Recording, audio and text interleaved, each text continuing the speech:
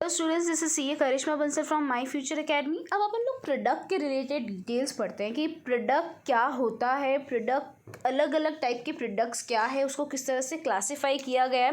Product ऐसा बोला जाता है जनरली, प्रोडक्ट को अपन है ना अगर कॉमन सेंस में देखें ना तो कॉमन सेंस में ऐसा बोला जाता है प्रोडक्ट वो चीज़ है जो फिजिकली अपीयर हो सकता है और उसकी टेंजिबल एट्रीब्यूट्स होते हैं, जबकि ऐसा ज़रूरी नहीं है। प्रोडक्ट में सिर्फ और सिर्फ फिजिकल चीज़ें प्रोडक्ट नहीं होती, सर्विसेज भी प्रोडक्ट में आती है। मोर ओवर एक प्रोडक्ट में सिर्फ और सिर्फ टेंजिबल एट्रीब्यूट नहीं, इनटेंजिबल एट्रीब्यूट्स भी काम करते हैं। जैसे कि तुम्हारे जो है ना ब्रांड है, ब्रांड नेम है, उसकी जो लॉयल्टी है उस ब्रांड के रिलेटेड, वो सारी चीज़ें भी एक प्रोडक्ट को खरीदते टाइम मैटर करती है। देखो, अपना जो डिसीजन है प्रोडक्ट को बाय करते टाइम सिर्फ और सिर्फ वो फिजिकल क्वालिटी से नहीं, बहुत साइकोलॉजिकल फैक्टर्स पे भी डिपेंड करता है। जैसे ब्रांड नेम हो गया, उसका रेपुटेशन, गारंटी, पैकेजिंग।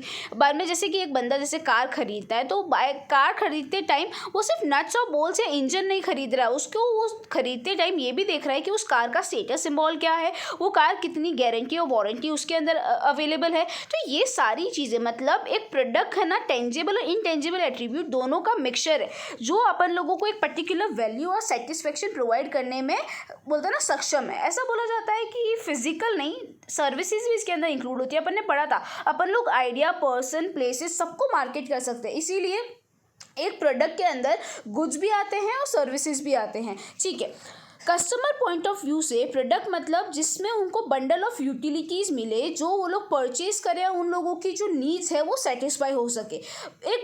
जो बायर है वो प्रोडक्ट और सर्विसेज क्यों बाय करता है, ताकि उसको उससे कुछ बेनिफिट मिले। जनरली एक कस्टमर प्रोडक्ट को बाय करते टाइम तीन चीज़ों को बेनिफिट सोचता है। एक तो फंक्शनल बेनिफिट, क्या मुझे उसने क्या क्या फंक्शनल बेनिफिट मिलेंगे, साइकोलॉजिकल मतलब मेंटली मुझे क्या सेटिस्फेक्शन मिलेगा, और सोशल बेनिफिट मतलब सोसाइटी के पॉइंट ऑफ व्यू से उसको क्या बेनिफिट मिलेगा।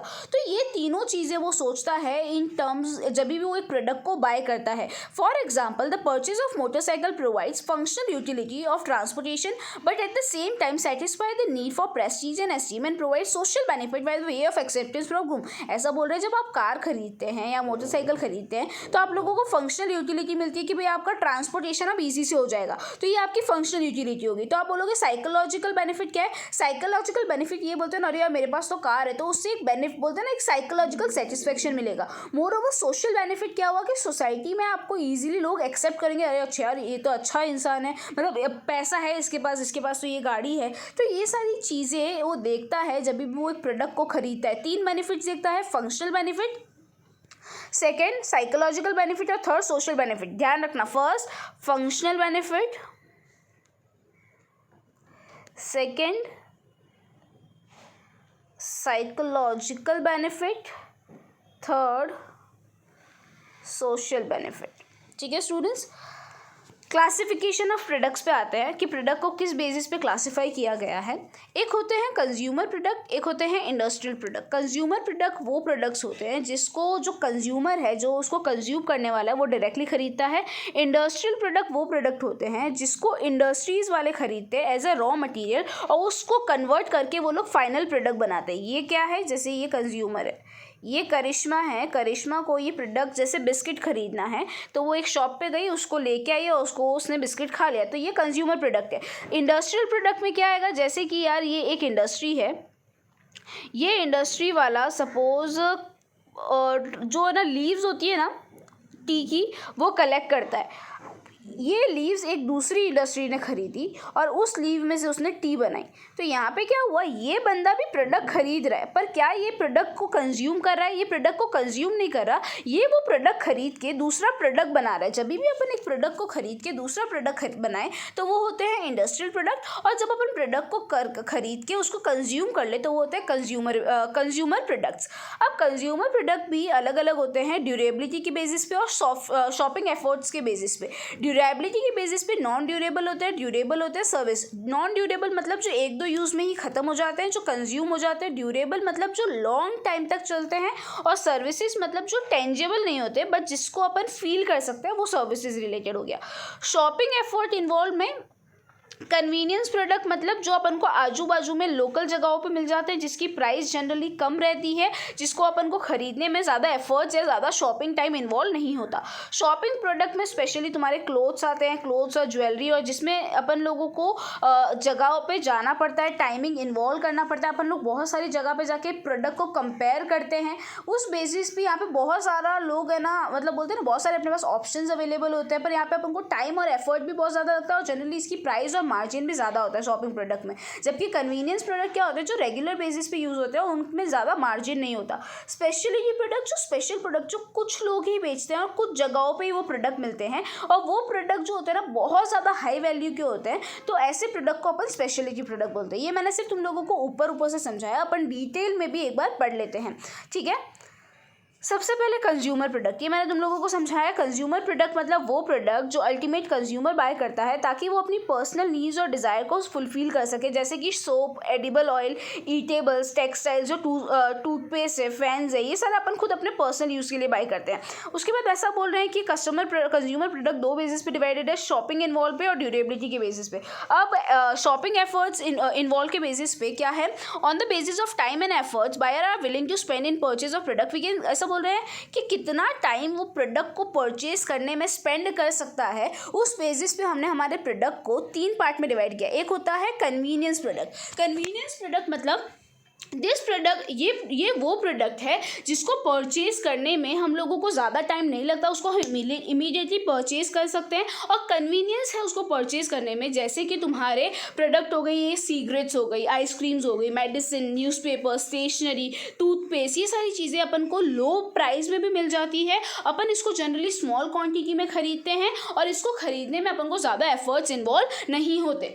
अब ये जो कन्वीनियंस प्रोडक्ट है उसकी कुछ कैरेक्टरिस्टिक दी है। आपको कैसे पता चलेगा वो कन्वीनियंस प्रोडक्ट है, तो इसकी कैरेक्टरिस्टिक के बेसिस पे अच्छे से समझना, क्योंकि ये केस स्टडीज़ में आ सकता है, ठीक है। पूछ सकते हैं कि ये किस टाइप का प्रोडक्ट है, कन्वीनियंस प्रोडक्ट है, शॉपिंग प्रोडक्ट है, या फिर तुम लोगों का स्पेशलिटी प्रोडक्ट है, ठीक है। देखो, this product are purchase at convenient location with least effort and time. ये वो प्रोडक्ट है जो अपन लोगों को कन्वीनियंटली अपने आजू बाजू के लोकेशन में विथ लेस एफर्ट्स मिल जाते हैं, उसको हम कन्वीनियंट प्रोडक्ट बोलते हैं। सेकेंड, कन्वीनियंस प्रोडक्ट है वो regular and continuous demand as this are generally come under the category of essential product. जो कन्वीनियंस प्रोडक्ट होते हैं ना, वो एसेंशियल प्रोडक्ट होते हैं, तो उनकी day to day regular basis पे रिक्वायरमेंट होती है। टूथपेस्ट 1 महीने बाद खत्म हो जाएगा, तो क्या तुम लोग वापस टूथपेस्ट नहीं लाओगे, लेके ही आओगे ना। तो ये जो प्रोडक्ट होते हैं ना, उनकी जो डिमांड होती है वो रेगुलर बेसिस पे होती है। ये जो प्रोडक्ट होते हैं उनकी जो वैल्यू होती है वो कम होती है। जैसे एग, वो 28 पर दर्जन में मिल जाता है, और कस्टमर जनरली उसको स्मॉल नंबर्स में खरीदता है, ज़्यादा नंबर में नहीं खरीदता। उसके बाद आगे, convenience product have standardize price and most of this product are branded products. ऐसा बोल रहे हैं ये जो प्रोडक्ट होते हैं मोस्टली सब ब्रांडेड प्रोडक्ट्स होते हैं, जैसे कोलगेट हो गया, ठीक है, बबूल हो गया, ये सब ब्रांडेड प्रोडक्ट है। उनकी एक स्टैंडर्डाइज प्राइस होती है जो हर जगह सेम रहती है। अगर आप कोलगेट रजत मेडिकल से लोगे या फिर आप कोलगेट दूसरे वाले मेडिकल से लोगे, दोनों में जो कोलगेट की प्राइस होगी वो सेम ही होगी। तो यहाँ पे बोले कि इसकी स्टैंडर्डाइज प्राइस होती है, और ये जो प्रोडक्ट होते हैं मोस्टली ब्रांडेड प्रोडक्ट्स हैं। ये जो प्रोडक्ट होते हैं ना, ये जो कन्वीनियंस प्रोडक्ट, उसमें कंपटीशन बहुत ज़्यादा होता है, क्योंकि आप लोग कहीं भी जाओगे ना आपको ये प्रोडक्ट्स मिल जाएंगे। तो जनरली यहाँ पे जो सप्लाई है वो बहुत हाई होता है डिमांड के सामने। डिमांड तो है ही, पर यहाँ पे सप्लाई भी बहुत हाई है। यहाँ ये प्रोडक्ट को बेचने के लिए सेल्स प्रमोशन स्कीम्स बहुत ज़्यादा लंबी चौड़, मतलब बोलते हैं ना बहुत एक्सटेंसिव प्रोसीजर्स फॉलो किए जाते हैं। इसको बोलते हैं ना बेचने के लिए बहुत सारी ये ना डिस्काउंट्स ऑफर दिए जाते हैं, उसके बाद बहुत ज़्यादा कॉन्टेस्ट किए जाते हैं, इस बेसिस पे इस प्रोडक्ट को बेचा भी जाता है। तो ऐसा बोल रहे हैं कि मार्केट में एक बहुत इंपॉर्टेंट रोल प्ले करता है मार्केटिंग इस प्रोडक्ट को बेचने के लिए, ठीक है। एक बार वापस देख लो क्या क्या थे कि कन्वीनियंट लोकेशन पे अवेलेबल है, रेगुलर डिमांड होती है, लो प्राइस पे अवेलेबल है, स्टैंडर्डाइज प्राइस पे अवेलेबल है, कंपटीशन बहुत ज़्यादा है, और सेल्स प्रमोशन स्ट्रेटजीज यूज़ की जाती है ताकि इस प्रोडक्ट को ज़्यादा लोगों तक पहुंचाया जा सके। आते हैं शॉपिंग प्रोडक्ट्स। शॉपिंग प्रोडक्ट्स मतलब ऐसे प्रोडक्ट्स जिसमें कस्टमर अपना कंसिडरेबल टाइम इन्वॉल्व करता है। क्यों वो इस टाइम को इन्वॉल्व करता है? ताकि वो चीज़ों को कंपेयर कर सके, क्वालिटी को, प्राइस को, स्टाइल को, ये सबको दूसरी अलग अलग जगहों पे जाके कंपेयर कर सके, और फाइनल प्रोडक्ट परचेज़ करने से पहले वो चीज़ों को कंपेयर करने के बाद ही परचेज़ करे। Some of the example of shopping products are clothes, shoes, jewelry, furniture, radio, television, etc. The important characteristics of shopping product are as below. ऐसा बोल रहे हैं कि जो मेन एग्जाम्पल्स है शॉपिंग प्रोडक्ट के वो है clothes, shoes, jewellery, furniture, radio, television. अब इसके कैरेक्टरिस्टिक्स क्या है वो अच्छे से समझना. Shopping product generally durable nature के होते हैं, मतलब जो जनरली ज़्यादा टाइम तक चलते हैं, वो ख़त्म नहीं होते, उसको बहुत बार अपन यूज़ कर सकते हैं. क्लोथ्स को ऐसा नहीं है ना एक बार पहन के ख़त्म, उसको अपन ज़्यादा टाइम तक यूज़ कर सकते हैं. इस प्रोडक्ट में जो मार्जिन होता है वो जनरली हाई होता है, बहुत हाई नहीं पर हाई होता है.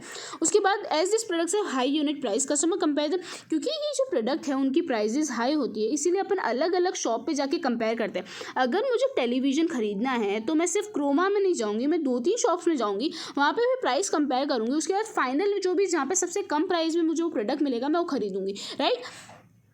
क्योंकि यार ये प्रोडक्ट महंगा होता है. अगर मैं एक ही बार में नहीं है चले तू 60,000 ले ले, उसके बाद मैं नेक्स्ट शॉप में गई मुझे पता चला यार वो 50,000 में दे रहा है. तो ऐसे जो प्रोडक्ट जो महंगे होते हैं तो उसको मैं ज़्यादा जगह कंपेयर करके आती हूँ ताकि मैं बेस्ट वैल्यू में वो प्रोडक्ट खरीद सकूँ. Purchase of shopping products are generally pre plan and there is a little degree of impulse buying in this product. ऐसा बोल रहे हैं कि भाई ये जो प्रोडक्ट होता है ना पहले से पता ही होता है कि ये खरीदना है, ये लोग पहले प्री प्लानिंग करके रखते हैं कि भाई टेलीविज़न खरीदनी है, तो इसमें ज़्यादा इम्पल्स बोलते हैं ना, वैसे इम्पल्सिटी नहीं होती कि खरीदूँ नहीं खरीदो, वो पहले से प्री प्लान होता है कि खरीदना ही है, बस वो लोग अलग अलग जगहों पे जाके डिसीजन लेते हैं. Retailer generally play an important role in the sale of shopping product as lot of persuasive effort is needed to convince the buyer to purchase them. ऐसा बोल रहे हैं जो रिटेलर्स होते हैं जो एक्चुअल में उस प्रोडक्ट को बेच रहे हैं वो इस प्रोडक्ट को बेचने में सबसे ज़्यादा हेल्प करवाते हैं. जैसे क्रोमा है, क्रोमा वाला खुद टेलीविज़न नहीं बनाता. क्रोमा वाला जो टेलीविज़न, जैसे ये तुम्हारा एलजी वाला क्रोमा वाले को टेलीविज़न सप्लाई करता है, वो क्रोमा वाला आगे लोगों को प्रोडक्ट बेचता है. तो क्रोमा जो है ना, ये जो शॉपिंग प्रोडक्ट है ना, उसको सेल करने में बहुत इंपॉर्टेंट रोल प्ले करता है. बिकॉज जो शॉपिंग प्रोडक्ट होते हैं ना उसमें कस्टमर को कन्विंस करना पड़ता है कि सर ये प्रोडक्ट बहुत अच्छा है, सर आप ये खरीदिए. जैसे तुम लोगों ने देखा होगा, तुम कपड़े लेने जाते हो तो सामने वाला मार्केट वाला, सर ये कितना अच्छा लग रहा है आप पे, मैम ये कितना अच्छा लग रहा है. तो ये सारी चीज़ें करनी पड़ती है ताकि वो कस्टमर को बेच सके. तो ऐसा बोल रहे हैं कस्टमर को प्रोडक्ट बेच सके. तो ऐसा बोल रहे हैं कि भाई एक कस्टमर को प्रोडक्ट तभी बेचा जा सकता है जब रिटेलर उस तरह से उस प्रोडक्ट को पोर्ट्रे करे, उसको प्रमोट करे. ठीक है, एक बार वापस देख लेते हैं शॉपिंग प्रोडक्ट की क्या क्या कैरेक्टरिस्टिक्स है. ड्यूरेबल नेचर का होता है, प्रॉफिट मार्जिन हाई होता है, क्योंकि प्रॉफिट मार्जिन हाई होता है तो कंपैरिजन भी ज़्यादा होता है. बाद में प्री प्लान परचेजेस होते हैं, रिटेलर बहुत इंपॉर्टेंट रोल प्ले करता है इसके अंदर. ठीक है, स्पेशलिटी प्रोडक्ट मैंने समझाया था. स्पेशलिटी प्रोडक्ट मतलब वो प्रोडक्ट्स जिसमें बहुत ज़्यादा स्पेशल एफर्ट्स इन्वॉल्व है. अगर उसको परचेज़ करना है, उसकी ब्रांड वैल्यू बहुत ज़्यादा हाई है, उसका जो प्राइस है वो बहुत ज़्यादा हाई है, वो बहुत रेयर कलेक्शन होता है, उसको खरीदने के लिए अपन को कभी कभी ट्रैवल करना पड़ता है एक जगह से दूसरी जगह में. इसके कैरेक्टरिस्टिक्स में क्या क्या आता है देखो. इसकी जो डिमांड है ना वो लिमिटेड है. कुछ लोग ही ये सारे एंटीक पीस में इन्वॉल्व मतलब खरीदने में इंटरेस्टेड रहते हैं, तो इसकी डिमांड बहुत कम है. पर इसकी जो प्राइस है वो बहुत ज़्यादा क्या है, रिलेटिवली वेरी हाई. ये जो प्रोडक्ट है कुछ जगहों पे फ्यू प्लेसेस पे ही अवेलेबल है और इसके जो कस्टमर्स है वो भी बहुत ज़्यादा कम है. यहाँ पे बहुत एग्रेसिव प्रमोशन स्ट्रेटेजी फॉलो करनी पड़ती है. अगर आपको इस प्रोडक्ट को बेचना है, आपको इसकी क्वालिटीज़ बतानी पड़ती है, अच्छी फीचर्स बताने पड़ते हैं. मोर ओवर यहाँ पे आफ्टर सेल सर्विसेज भी बहुत इंपॉर्टेंट रोल प्ले करती है. ठीक है, आफ्टर सेल सर्विसेज वाला point, aggressive promotion related point कि भाई प्रोडक्ट सिर्फ फ्यू प्लेसेस पे अवेलेबल है, हाई प्राइस है प्रोडक्ट की, और ये जो स्पेशलिटी प्रोडक्ट है उसके जो बायर्स है वो लिमिटेड है. ठीक है स्टूडेंट्स, यहाँ पे ये प्रोडक्ट वाला यहाँ पे ख़त्म हुआ. इसके बाद अपन लोगों को करना है ड्यूरेबिलिटी ऑफ प्रोडक्ट, जो अपन नेक्स्ट वीडियो में करेंगे.